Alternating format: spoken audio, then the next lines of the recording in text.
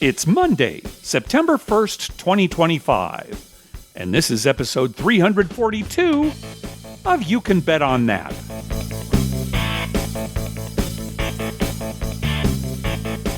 Hi, everybody. Welcome to You Can Bet on That, a podcast for the recreational gambler. I'm Mark Duvall. And I'm Dr. Mike. Dr. Mike, things going well for you? Yep, going pretty well. School is starting on Tuesday, this day after this is released. Mm-hmm. Yeah, I'm going to be busy. Yep. There's been a lot of changes in the school, new principal, new secretary, things like that. So it's going to be a little hectic to start, but I'm all ready. Good. And what are you going to be teaching this year? Math. Uh-huh. Algebra 2, to be specific. Okay. And then I am the school's universal sub. Ah, okay. Universal sub. Anytime they need somebody, you'll go in. No matter what the subject is, you're ready. Correct. Well, I have to be there every day, like a full-time employee. And I sit in my room, and if first, second, fifth, sixth, or seventh period needs a sub, I'm their man. I could be teaching PE, music, art, home ec. It's like you said on a previous podcast, you're retired now, so you don't have any free time. Yeah, I don't have any free time at all, Mark. And I'm driving a couple of kids who live way out on a farm to school in the morning and home after school. Yeah, you are busy. Yeah. Leave the house at about 6:30 every morning, get home about 4, and then head to whatever athletic event I'm running the scoreboard for. Okay. Welcome back to the real world. Yeah, and that's part of the reason why I'm not going to be able to make Blackhawk. What? Yes. Oh, come on. You said you were going. I know, and I really want to go. But the new principal, it's homecoming that weekend, and he said, we got so much going on, and I really can't afford for you to leave, and blah, blah, blah. Oh, jeez. And it's my wife's birthday on Monday. Oh, yeah, so, right, on that Monday. We're going to kind of celebrate that weekend before. And I really wanted to go to Blackhawk because I enjoy that place more than most.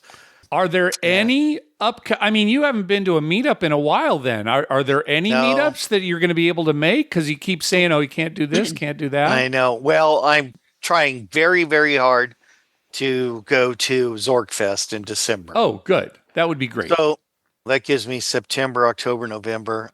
Yeah, I'm going to shoot for that. I'm putting in my request this week for the time off. Okay, great. How do you like my reaction here on the show? Did it sound like I was hearing all this for the first time? Yeah. Yeah. Okay. It sure did. That's the problem with being retired, Mark. It's so much easier when I was working and in charge of my life. Yeah. All right, well, let's move on to the show. We got an interesting email from listener Jay. He wanted to know at what point during a roll do the all small tall bets become positive EV for the player? In other words, you're rolling all these numbers. At what point does the player actually have an edge on the wager? Right. And so I thought that is pretty interesting. So I got out my slide rule. Let me just answer real quick, Mark. All right. You never have an edge. Even if you hit it, it's not positive EV. For me, anyway, because it all goes back. All right, that's fair. And this is more of a curiosity than anything. I'm going to answer these questions here, but it's not like you could take advantage of knowing when, it turns to your favor, right? Because the bet's already been made. But anyway, here's what I came up with. So first, let's talk about the small.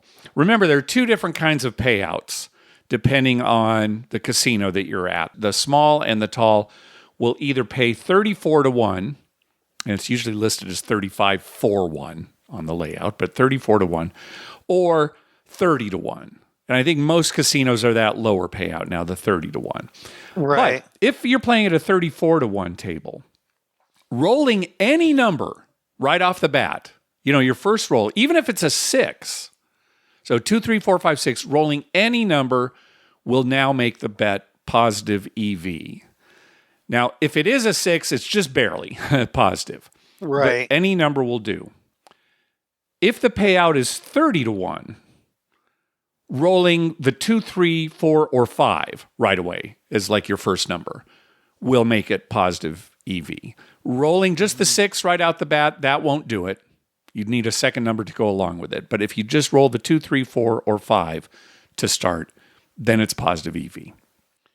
And the same for the tall, right? If it's 34 to 1, rolling any number, including the 8, will make it positive EV. And if the payout's 30 to 1, rolling the 9, 10, 11, or 12 will make it positive EV. So there you go. Pretty straightforward. It's hard to wrap your head around that a little bit because shooter gets the dice, first rolls a 2. Mm-hmm. You're thinking, oh, great, positive EV on the small. And then next roll, 7. Sure. It is hard to wrap your head around. But the reason it becomes positive EV is because of the payout, because of what you're getting paid. Yes, you're still more likely to lose the bet than win it. Anytime you get into numbers like these and statistics, it can mess with your head, and you start thinking about, positive EV, what do I do now? There's nothing you can do. It's just more of like I said, a curiosity, but I find it interesting. Yeah, I have the end of the year is statistics, so I've got a lot of fodder to give the kids about figuring out crap statistics. That's right. Yeah, I went to that statistics class. When I got there, it looked like a casino. Right. Just have all these different stations set up. All right, let's talk about Ultimate Texas Hold'em. Right, there you go. All right, let's talk about the all now. So again, 2 different payouts. The good payout, 175 to 1. Most casinos are 150 to 1. Let's talk about the good one first. 175 to 1. Rolling any number right off the bat other than the 6 or 8 will make the bet positive EV. It'll be in the player's favor. Now, if that initial roll is a 5 or a 9, it's just barely positive EV, but anything other than a 6 or an 8. If 6 or 8 is your first number, you'll need another number to go along with it before it'll become positive EV. Okay. For 150 to 1, this kind of surprised me for 151. It's much worse. And I guess I shouldn't be surprised because 150 to 1 versus 175 to 1 is a much worse payout. Right. But in order for the bet to become positive EV with just one number being made so far, it has to be 2, 3, 11, or 12. Rolling any other number right off the bat won't yet make it positive EV. Positive EV. And in fact, you could have to throw 4 numbers before it could be positive EV. Let's say it's 5, 6, 8, and 9. All 4 of those would have to roll before it would become positive EV, assuming none of the other numbers are rolled. So I won't go into the extra explanation here, but that's how much worse the 150 to 1 payout is. Yeah, so I think our terminology should not be the good payout and the bad payout. It should be the bad payout and the slightly better than bad payout. Yeah. Or the other way, the bad payout and the horrible payout. Right. Okay. Yeah. Right? The bad payout and the horrible payout. Yeah. I like that. Yeah. Because neither one of them is a particularly good bet. But so again, this is more of a mathematical curiosity than anything you could take advantage of. And I want to really thank the Wizard of Odds for his page on this bet because I used his math. He uses calculus to figure this out. It is much more complicated than you think. I mean, you think it'd be complicated, but it's even more complicated than that. So I borrowed some of his formulas. So a big thanks to him. Good. Boy, we got to get lives, Mark. We're sitting here figuring out. Well, you are sitting here figuring out odds on bets that you never make. So I guess you're a little more pathetic than me. Yeah. Pathetic might be a good word, but I'm having a blast. Yeah. All right. They're not mutually exclusive. That's true. Think of how many people in the world are pathetic and love their lives. Right. They're not mutually exclusive. And vice versa, right? And vice versa, yeah. Hey, Mike, Sherry and I watched a movie a couple of weeks ago. It's called Lucky You. Some listeners might be familiar with it. It's a poker-based movie. I had not seen it because I didn't hear really good things about it, but we ended up watching it. And it's actually not a bad movie. It's fine. It's enjoyable. Somebody who is not into poker might find it a nice diversion. Nothing great. But what struck me was the poker action was realistic, very realistic. I was surprised. I was watching the whole time, and sometimes they're playing in casinos and they were changing the games up, and I was watching the action, and it was impressive, I thought. Okay, good. The movie was made in 2007. It takes place in 2003, and Eric Bana is the star. His character, Huck, is looking to play in the World Series of Poker. And Robert Duvall, who's always great, plays his dad. Yeah. And there's some cameos by some famous poker players. So, or at least famous at the time, 18 years ago. But yeah, I was impressed. I really was. They must have had either the screenwriter really knew what he was doing, or they had a consultant who kept them in line. Even to the point where, I'm watching them thinking, okay, well, the mechanics are right. They've got everything good. The decisions that the players make are probably not going to be necessarily good because they want to, generate drama. It is a movie after all. But there was one scene where I'm thinking, well, okay, he obviously should fold in this situation, but I'm sure he's going to call or raise just because it's a movie. And, there was a fold. So it's like, wow, to a certain degree even, the players are making moves that I think are the correct moves. So, again, ultimately it's a movie and there's some things that would not happen in real life. But for regular moviegoers who maybe aren't gamblers and poker players, like, yeah, you might enjoy it. For poker players, you might enjoy the movie, but I think you'll be impressed with how they got the poker right. Okay, good. So not knowing poker, if you're just going to watch a movie and you know nothing about poker, you're still following along fine. Oh, yeah. It's a love story, ultimately. Oh, okay. So there's Drew Barrymore plays a love interest. And, so there's more story to that. And so there's a reason to watch it, Drew Barrymore. And, maybe if you don't know poker, some of the suspense on how hands are going to turn out might not be there for you. But no, like a lot of good movies, it's made not just for gamblers, but for the general public. And in that respect, I think it's fine. It's okay. It seems like a kind of a half-hearted recommendation on my part, but really I'm only recommending it because as far as movies go, I think it really gets the poker right. Oh, good. Yeah. As a third career, Mark, we need to open up a studio that produces movies that are aimed at a specific group of people. So in other words, we would make a poker movie, but it would all just be about the poker. Right. And the average person, the average person would hate it. Would hate it, but poker people would love it. Right. And then we can do it for every genre. We could have it for basketball players or, shut-ins. We can have a video. Yeah, all right. Shut-ins, things like that. Come up with a business plan, Dr. Mike. Send it to me. I'll take a look at it. Yeah, right after we open the casino, we're going to do that. I think there's a need for that. All right. So anyway, lucky you with Eric Bana. Hey, thanks to everyone who's been clicking through our Amazon link. Now, remember, whenever you're going to buy something through Amazon, please go to our page first. You can bet on that.com and click through our Amazon link towards the top of the page. All right. That means it's voicemail time. First up is William. Hey, Mark and Dr. Mike. This is William from Fort Worth. I haven't called in a while, but I still listen all the time, and I'm still really enjoying your content. It's cracked for years how dismissive Mark is when Dr. Mike... Mark just has no tolerance for sudden expertism, we'll call it, when Dr. Mike is talking about something he just probably doesn't have much knowledge of.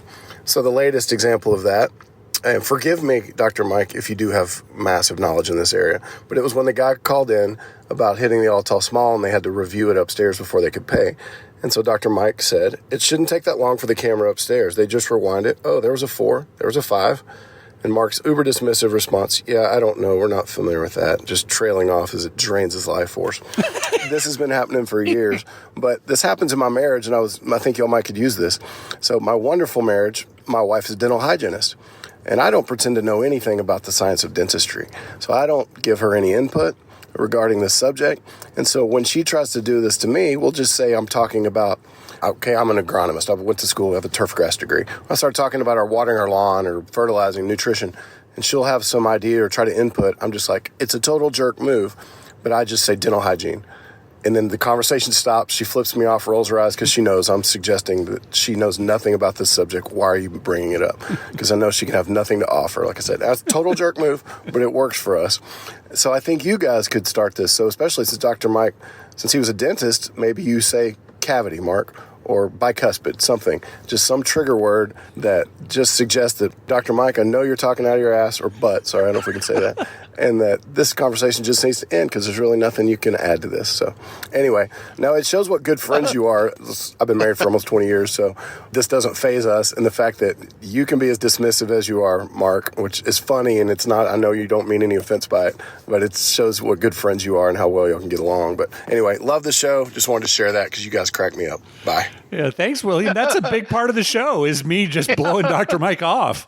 Well, the thing William has to understand is that no matter how dismissive you are of me and blow me off, I just keep talking. Right? It doesn't stop me at all. No. So you would say, cavity or something, I just continue on. Right? Yeah, that's why it's great that I have editing power on the show. There's a lot of stuff you folks don't hear. And the funny part is it's been like that even before we had a podcast. Oh, yeah. This predates the podcast by decades. You should have been with us, William, on some of our drives when we were in our 20s from San Diego to Vegas. Oh, especially when I'm trying to sleep. Yeah. Mike doesn't want to fall asleep himself, so he just keeps talking to me. Let me ask you this, Mark. Let me ask you this. I probably said, let me ask you this about, 10,000 times in a 4-hour trip. Shut up. All right. Thanks for that call, William. We'll see if we can implement some of that on the show. All right. Next call. Hey, Mark and Dr. Mike. It's Nick calling with a trip report from the Seneca Allegany Casino and Hotel in Salamanca, New York. I think that's how you say it. This is actually my second time there. My family and I, we found it actually last Christmas while driving from New England back to Ohio, and my kids love the pool, hot tub, arcade, and the rooms are actually pretty nice too. That first trip last Christmas, I snuck down the casino around 10 o'clock after getting the kids all settled in before bed, and the craps table was absolutely full, so threw in $20 in a random slot next to the craps table, hit the bonus, won $800 in like 10 minutes. Went back up to the room, and my wife kind of gave me that look. How did you lose $200 in 5 minutes? Well, showed my kids, the stack of cash, and now my kids think every time I go to the casino, I win, which, could not be farther from the truth. Fast forward to last week, made the road trip back to Ohio. This time it was just me and the boys. My wife, she had to work, so she couldn't make it, unfortunately. So, we had a good time at Salamanca again, hanging out at the pool and the arcade. And once I got the kids ready for bed, they're old enough now to hang out in the room. So went down to the casino, and this time there was only 3 people at the craps table, and it was a $5 minimum. Perfect for my level of craps play. I'm still learning, so I usually stick with the pass line 3 times odds. You can actually play 5 times odds at Seneca Allegany. I also like placing the 4 and 6 and also toss out a 2-way hard 6 to keep the dealers involved too. After about an hour, I was up $150 and those 2 or 3 other people at the table left. So it was just me and the dealers for the next hour. They were awesome, taking time to teach me some of the other bets and payouts. Really helped me understand the game a lot better.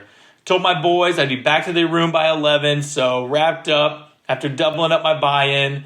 My kids were still awake. Told them I broke even so they don't think every time I go to the casino, it's like getting money out of the ATM. So it was a really great trip. Big thanks to the dealers at Seneca for making it a great night. And we will definitely be back this winter when we go back for Christmas in Ohio. Thank you guys for your awesome show. Keep up the great work and looking forward to hearing a lot more from you. All right. Thanks, Nick. That's probably a good plan, right? When your kid, hey, how'd it go at the casino? Oh, I lost so much money. That's probably good to tell your kids that. Well, I got a couple things to say about Nick's phone call, Mark. Okay. First of all, how many times have you heard the words Seneca, Allegany, and Salamanca? Salamanca, is that it? I think so. In the same sentence. Well, now, I mean, that is where the casino is. So. Yeah, prior to that, I had never heard of Allegany and Salamanca. Salamanca? Right. I enjoyed that. Uh-huh. And I want to impart a little wisdom for Nick. See, when our good friend Paul and I used to watch Charger games when they were the San Diego Chargers, or Padre games, or even Clipper games when they were the San Diego Clippers, Wow. what we would always turn to each other and say is, I just feel bad for the children. The kids have to witness this kind of foreplay and the misery of it all. We just always would look at each other, and we knew all we had to do was say, "I just feel bad for the children," and we knew what we meant.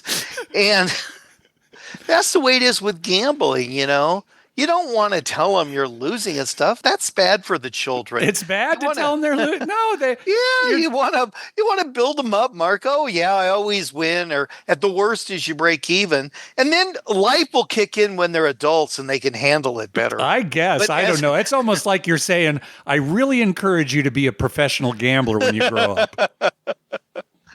No, I think recreational's fine. There's no pressure on you children to be professionals, just recreational for sure. Now, boys, I win pretty much every time, but keep in mind, I'm not a professional. Yeah, right.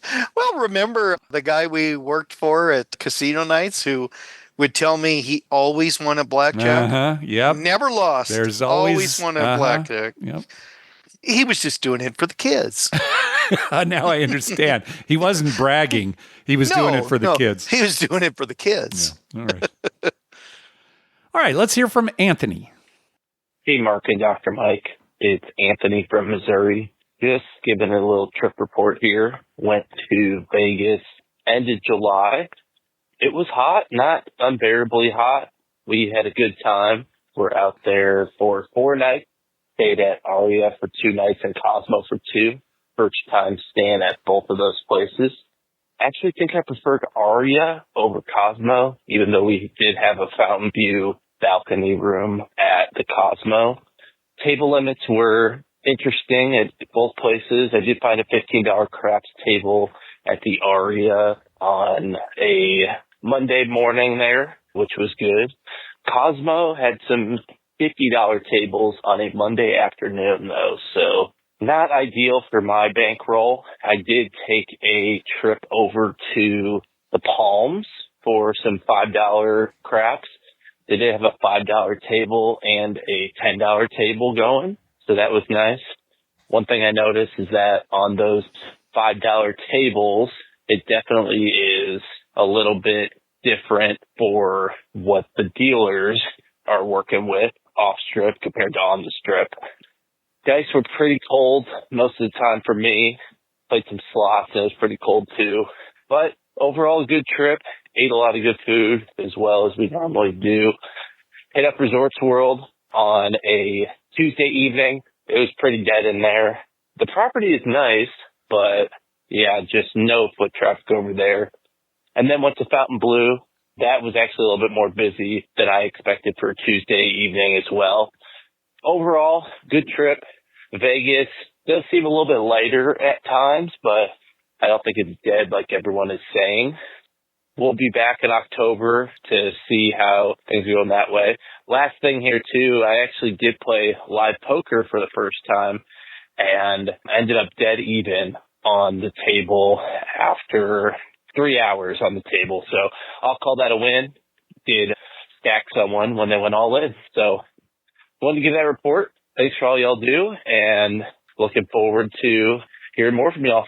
Yeah, Anthony, congratulations on the poker. That's a win because you're beating the rake. Exactly. Mark, is this true? I mean, do you feel this way, or is it just me, that we get a lot of mixed reviews on Cosmo? On Cosmo? On the Cosmopolitan. Okay. More than other casinos. I don't know. You know what I'm saying? I mean, some casinos, like a lot of people don't like. Some people like certain casinos a lot. But Cosmopolitan seems a little more like, it was okay. I hate it. It was great. You know, I mean, it's just a mixed bag with that casino. I'm going to disagree with you. I think the reviews are almost all positive.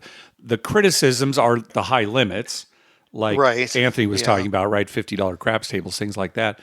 But no, overall, you know, it's a nice property. It's got kind of a small footprint. The bars are really nice. The wraparound balcony rooms, although I haven't stayed in one, are very nice. No, because I thought you were going to say Resorts World or Fontainebleau because we do those two we do get a lot of. Yeah, love it or hate it. Well, kind actually, of thing, on this list here, Aria, Cosmopolitan, Resorts World, and Fontainebleau are all, to me, seem to get a lot of different kinds of reviews. Either, oh, it's great, or, oh, I hate it, that kind of thing. Palms, I don't hear too much about Palms. Yeah, it's still, it's off strip. It's kind of a locals property. Right. The positives there, low limits, 3-2 blackjack. Right. They're tied to Yamava here in California, so Southern Californians right. And if you're local, they have a lot of giveaways and stuff. Yeah, so. Yeah, Palms, I wonder how they're doing. That's a good question. I don't know. I really haven't heard anything. My brother, I asked him, he didn't really know either, but anyway, I just bring that up because seems like Cosmopolitan. I guess you're right. The big gripe is the high limits. Yeah. And for me, it's the lack of gaming space. Right. A small footprint. Some people complain that maybe since MGM took it over, it's not as good. Remember, we had a call not too long ago talking about how their March Madness party just went down the toilet. So, yeah. Isn't that one craps table there too, kind of like in a long, narrow passageway or something? Like I said, the whole casino is kind of narrow. So yeah, I just felt like I was playing craps in the hallway.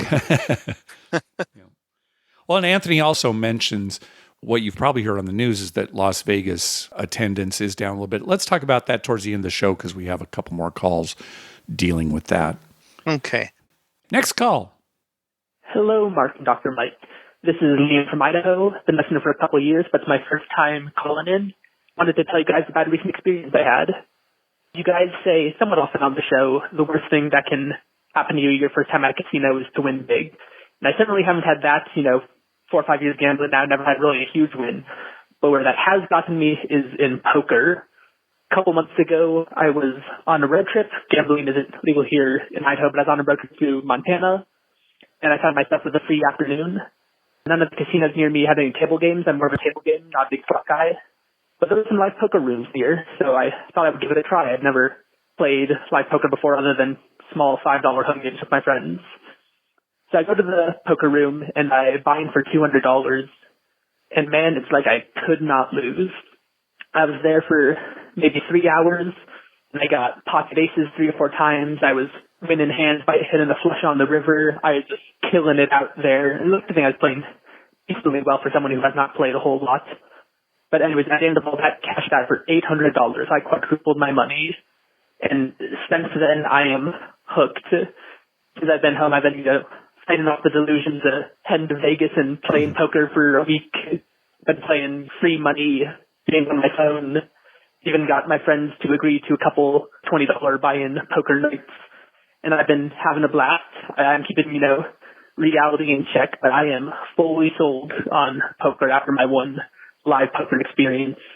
Definitely going to try and hit a poker room next time I'm traveling out of state because it was a fantastic time. I am sold. Anyways, thanks for doing the show. It's always a great listen, and I'm looking forward to more episodes. Bye. All right. Glad you're keeping reality in check because poker will humble you. There's no other gambling that hurts as much as poker when you make the perfect decision. You make all the right moves and you still lose because that can happen a lot and it can wear on you. So just be prepared for that because if it hasn't happened yet, it will. Right. Poker will humble you because it's just like a life. Things are going good, and then all of a sudden, it's like, all right, start over. Start over. Yeah. All right. Let's hear from our buddy, Robin Aubin. Well, hi, guys.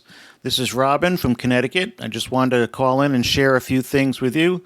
I just got back from a trip to Bermuda, a NCL cruise. One interesting thing that I like to share is that it seems there's a contract with NCL and Bermuda, and maybe other cruise lines as well, that the casino can stay open at night when they're in port, which is kind of cool because, when you're in port, many times you're not able to gamble at all. So I played almost every single day, broke even, and I couldn't believe it. That's really cool. And the final thing is, Anytime Gambling we've decided to end the website after 13 years. I would like to thank you guys and anybody else who had been following us. We've had a great time covering New England casinos and recreational gambling. And I really have to thank the two of you because you've been very supportive. And right now, I guess I'm just an OG gambler, I guess. It's been great, and thank you very much for the support over the years, and have a great time at Blackhawk. I wish I could be there with you. See you later. All right. Thanks, Robin.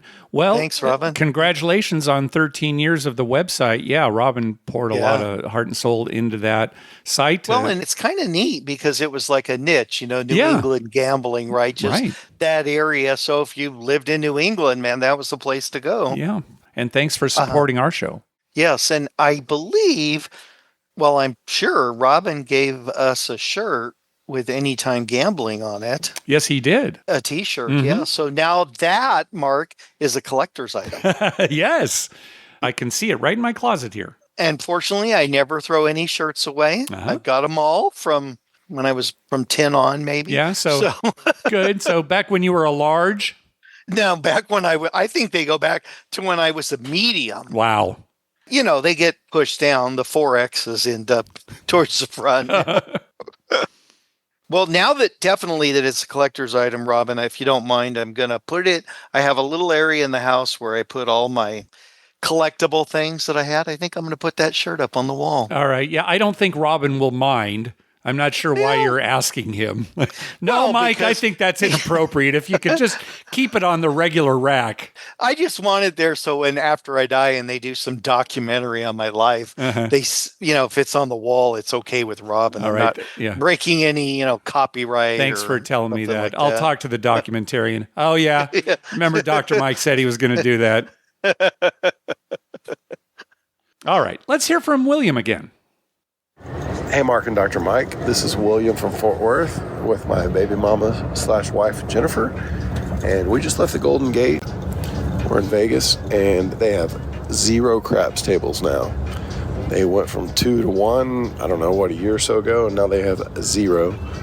And the bartenders told us that they are about to do away with, in the next 2 weeks? Is that what they said? All tables. All tables are gone. They're very sad. They realize it's going to kill the place. They're going to do electronic gaming, not stadium gaming, just electronic games. I guess they're doing away with dancers, dealers, everything. So Golden Gate, very, very sad because we've all played craps there and Crap Vegas. The first time I ever tried their 270 across, and which I call the bankroll crusher, got killed. But anyway, just reporting it's over. Golden Gate done. Out. All right, so boots on the ground confirmation of what we said last week, that all the table games are gone from Golden Gate. Yeah, it is sad. You realize how quiet it'll be in there? Well, I don't know about that because they're replacing them with electronic versions of the games. So it'll be electronic noise, though. That's true. Not as many people whooping it up. It'll just be electronic noise. Well, I wonder what they're going to play for the music instead of the fast-paced happy music. I'm sure the music will still be the same. Oh, you think? I thought yeah. They won't go to like elevator music? I won't swear, but I think they're going to keep the music the same. Okay, well, when anyone goes in there, we want to report on that. On the music, all right. On the music, yeah. Thank you, listeners. We actually have a follow-up call from Don about Golden Gate. Hi, guys. This is Don in the Milwaukee area, first-time caller. I love you guys' show. Just wanted to briefly talk about the closing of table games in Vegas that you guys talked about, Golden Gate, in your last episode. Last week, the VP of Operations of Circa, his name was Mike something, had an interview with a local radio station here. And it was mostly to promote Circa's upcoming football contest. But he did talk a little bit about table games closing. And he said staffing issues are certainly part of it, but he mentioned a law that went into effect last year in Nevada that said that all employees had to make at least minimum wage, and that tipped employees could no longer make less than minimum wage. And he said the increased labor costs are certainly a factor. You have 3 dealers in craps, actually 4, because one's always on break, and a boxman and a floor person and a pit boss and people calling sick, and it adds up versus a machine.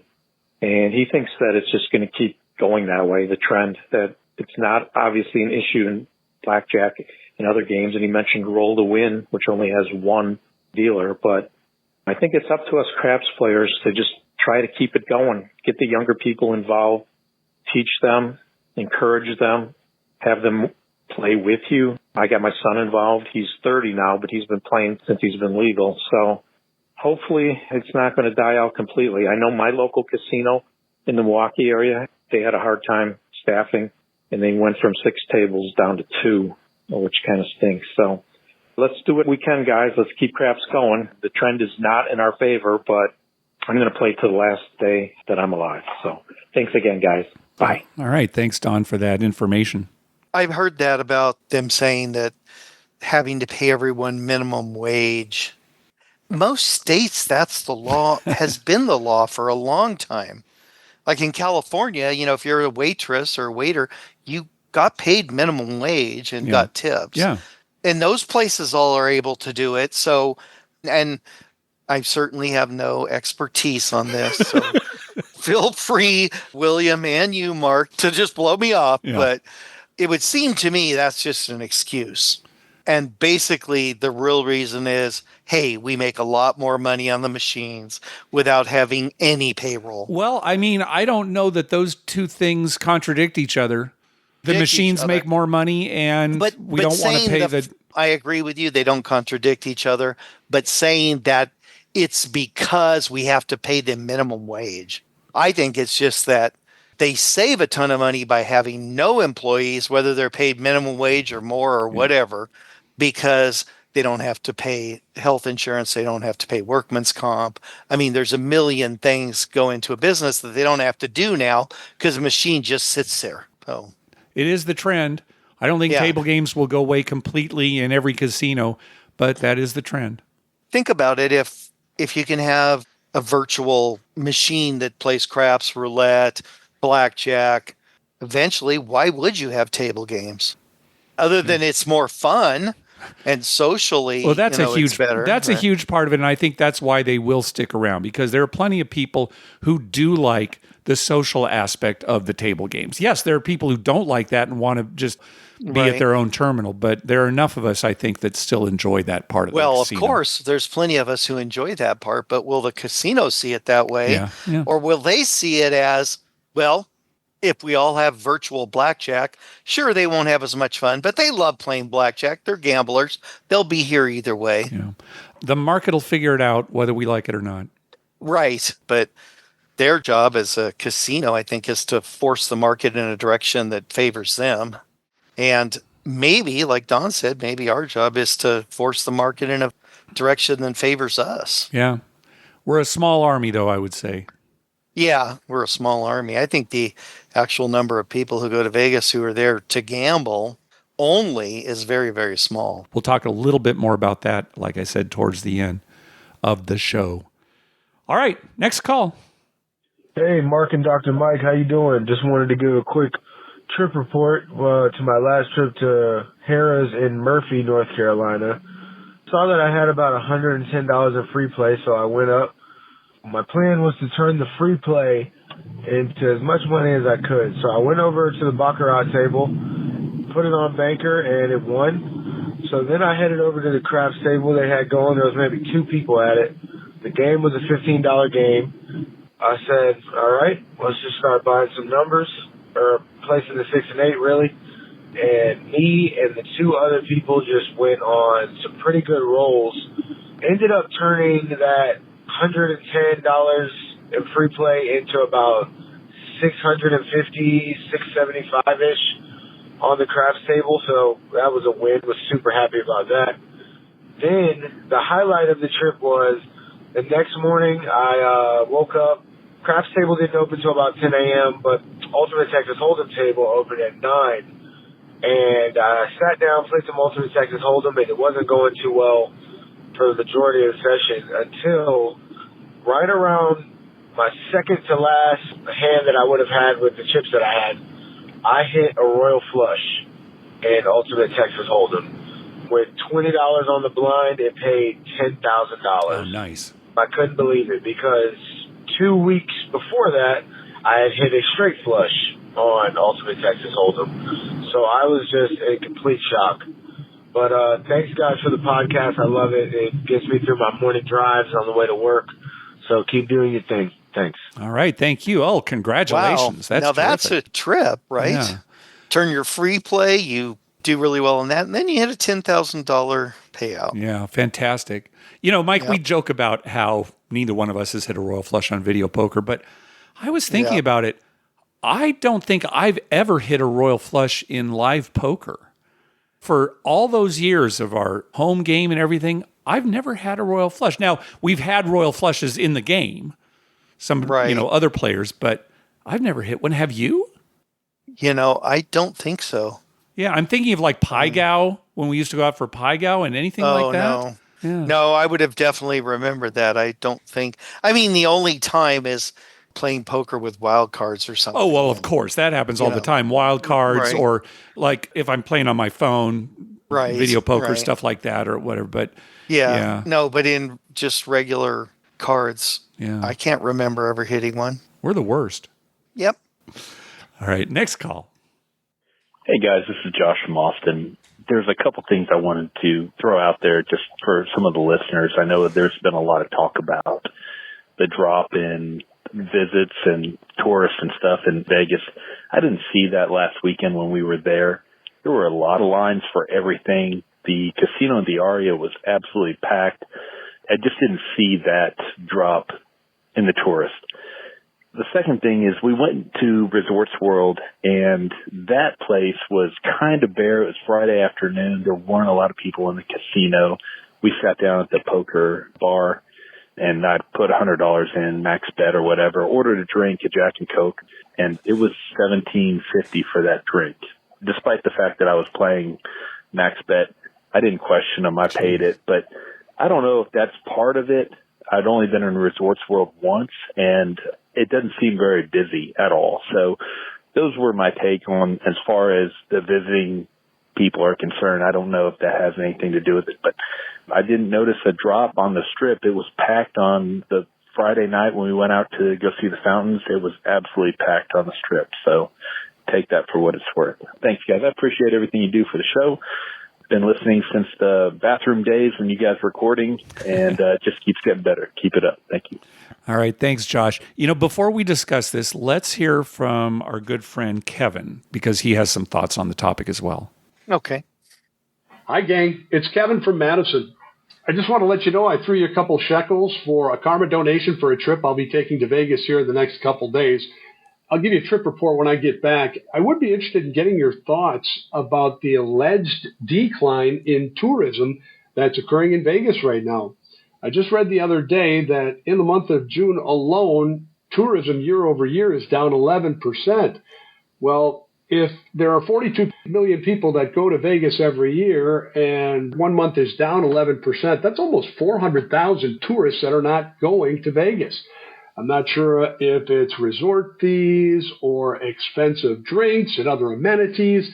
Maybe it's a strength in the dollar that's causing some issues. But anyway, I'd like to hear your thoughts, and maybe a couple of your listeners will weigh in on this too. But nonetheless, I'll give you a trip report when I get back. Good luck to you guys, and thanks for all the great content. Bye-bye. All right. Thanks, Kevin. There definitely is a decline in visitorship in Las Vegas. You can look at the figures, 10%, 11%. You probably won't see that necessarily because 10% is not really that much.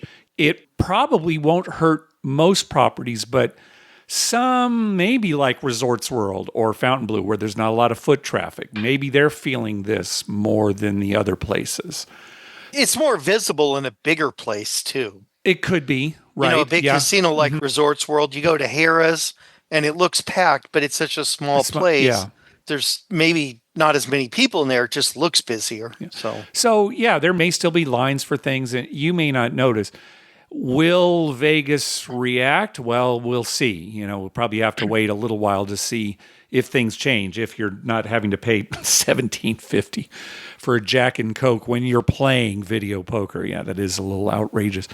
Yeah. What are the reasons? There can be many reasons. There's the talk about how Vegas is no longer budget friendly, like in the old days. Everything needs to make a profit now. There are no more loss leaders. Visitorship from other countries is down, not just Vegas, but in America overall, right? So that's going to affect it. There could be a lot of factors. Well, that's what I think, Mark. I think it's a combination of many, many factors. It very well could be. The amount of casinos in the country now, right? More and more. And a lot of these local casinos have so many giveaways. So I think it's all those things combined. And the economy, it goes in cycles, right? The economy's up, it's down. People's attitudes, too. Sure. There's a lot of, I would call it upheaval in the world, which makes people a little more likely to stick closer to home, not get out and do things as much. We had a caller from Milwaukee, and, Milwaukee just had terrible flooding. And, so if you're living there, it's like, if house just got flooded, you're probably not going to Vegas. It's just stuff like that. We in the gambling in Vegas community don't need to be concerned about this, really, because if Las Vegas does react in some way, it will probably help us. Right. Costs will go down, or they'll offer more incentives to come to the city. So we really don't need to wring our hands over this. It might be a good thing. Right. In the long run, things usually turn out that way, right? Yeah. All right. Our next episode, I'm going to be in Black Hawk. That's when we normally would record and the episode would drop. So our next episode will actually be in 3 weeks on September the 22nd. And then we'll follow it up with another episode 1 week later on September 29th. That's the plan. I don't plan on getting sick when I return from my trip. We have no plans that will prevent us from doing an episode in 3 weeks and then another one a week after that. So that's the plan. And on that next episode, we'll talk about our poker tournament. We are recording before the tournament, so we don't know the results, even though this episode will drop after the tournament. So, 3 weeks after the fact, I better take notes during the tournament so that I remember what happened. So, in other words, you'll do what you normally do. Yeah, exactly. I think such and such took me out. And I don't know, did I have like King Jack? I don't remember. Well, as long as it's you and not me taking notes, can you imagine if I was doing the note taking? Oh my gosh. First of all, I can't read the handwriting. What's this abbreviation for? Kids at school, I abbreviate everything. What's this? And I'm like, what? You don't know what blah, blah, blah means? Like yesterday, you sent me your NCAA football picks, and you abbreviated Stephen F. Austin as SFA. And I was, that's what it should be. That's what it should have been. If I was in a hurry and I saw South Florida listed, that's what he must have meant, South Florida. Yeah, so I ended up betting both sides of that game, South Florida and Boise State. So we lost the VIG. Although my mistake actually was the way the game went. So right. Right. And Stephen F. Austin didn't cover, so we would have lost that anyway. Oh, see, that I didn't know. Oh, good. And we would have lost mine the original way, so you actually saved us money. Good. All right. So me not being able to understand what you wrote, and SFA, that's Stephen F. Austin. It can't be anything else if you're following college football. But all right. Yeah, I think from now on, anyone like that, I will spell the whole name out. Okay. I mean, if it's USC, I assume you're going to get that, or UCLA or something. But yeah, if it's anything odd. Thank you. All right. Well, that's going to wrap it up for this episode. We want to thank some people for some recurring donations. From Brian and Sarah, from Josh, from the boys over at Crap Vegas, and from Brian Dancer. Thank you very much for those recurring donations. We also got a nice donation from Robin Aubin, whom we heard from earlier, and from Kevin that we heard from just at the end. Thank you very much. We also got a donation from listener Richard. A small donation to you for the great entertainment you give me every week. Thank you very much, Richard. And Richard, as most listeners remember, is the one who donates $100 to the charity of our poker tournament winner's choice. So we will let you know on the next episode where that $100 went. And thank you again so much, Richard. Yeah, he is overly gracious. Yeah, it's very nice.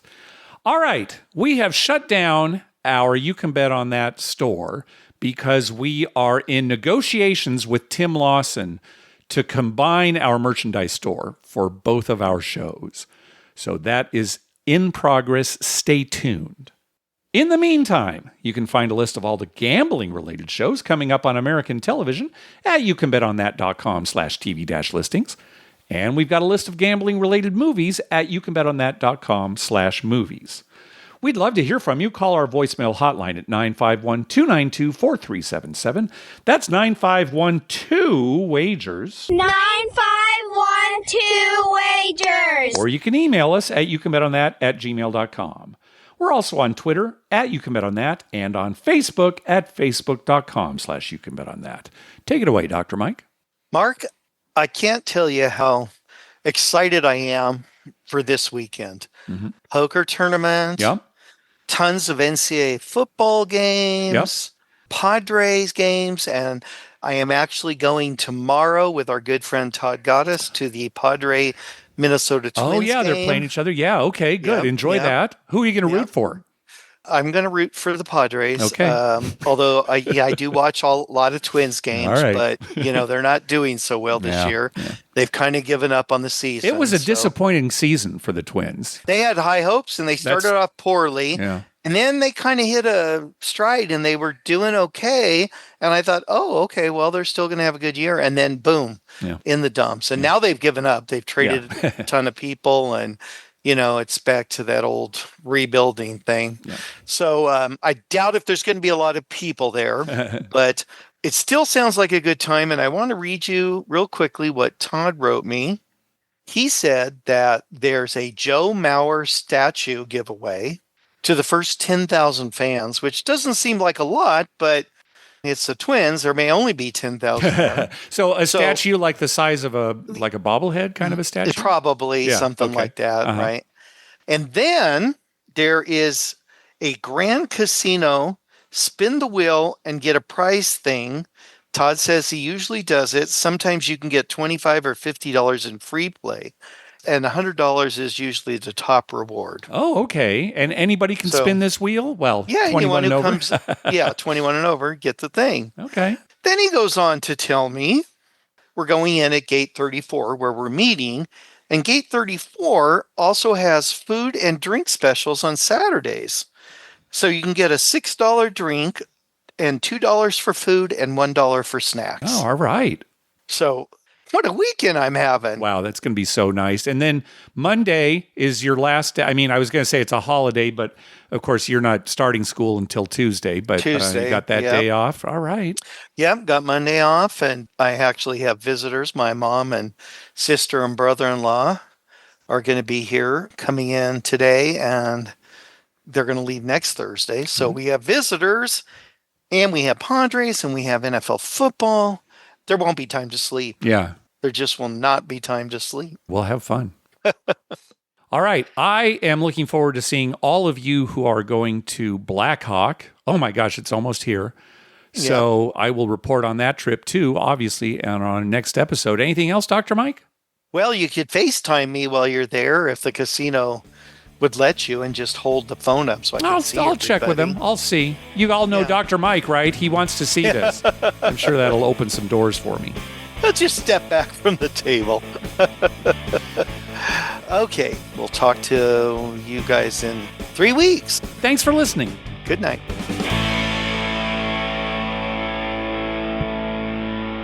Oh, Adam, the installation guys called. They can meet you at 9 tomorrow. Okay, great. Oh, no. That's not going to work. We need to buy my lottery tickets at 9. That's my lucky time. How is it lucky if you've never won? Every time I don't win, I'm building up my luck. That's how it works.